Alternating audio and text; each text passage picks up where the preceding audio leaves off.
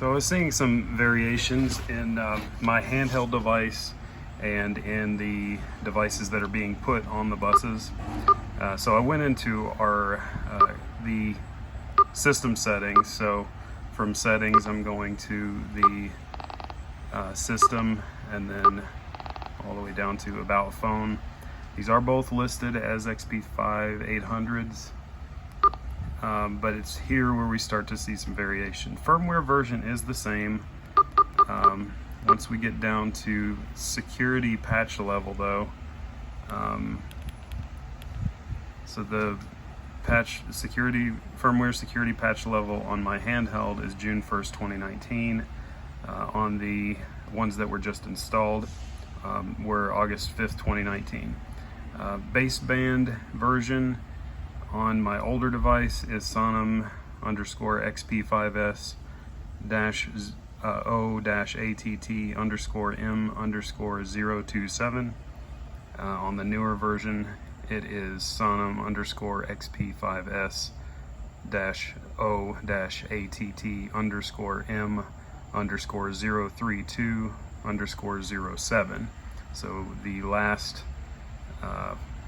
the digits are different on the older version as opposed to the newer one. Kernel version, I believe, was showing as the same. Let's see here. No, even that has some variation there.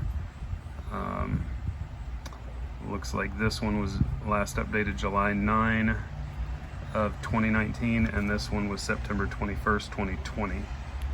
And then finally, the build number is also different on the older one as opposed to the newer one. We've got 5SA.0.3-11-8.10.26.00.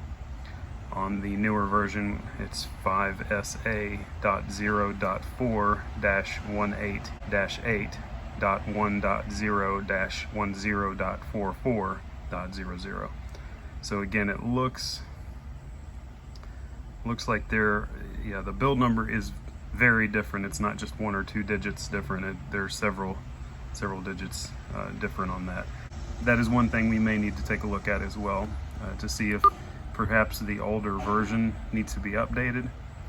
But while we're at it, we will check one other thing that seems to be a recurring issue now with the newer devices that we're not experiencing with the older device.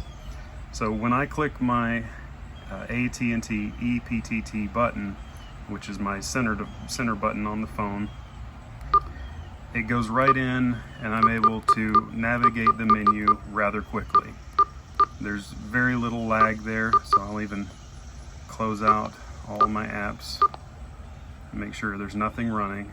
So I'll click that and I can go right into it, and it's very quick to navigate, no issues. When I do the same thing on the devices here, which again, let me close out anything that could be running in the background. Okay, so now I'm going to click my center button and try to navigate. I'm clicking the buttons and it does not respond.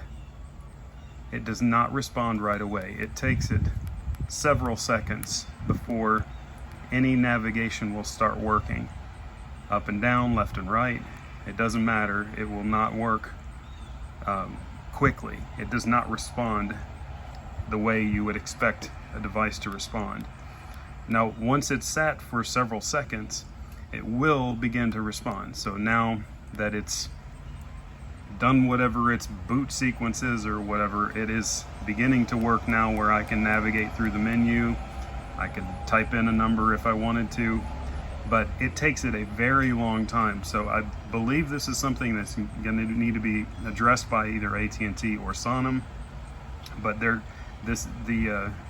way these are reacting is very, very slow, and it seems to be something that needs to be addressed. Thank you for watching the video. I appreciate the support. If anybody has any questions, feel free to ask them in the comments below, and I'll do the best I can to answer any questions that you might have.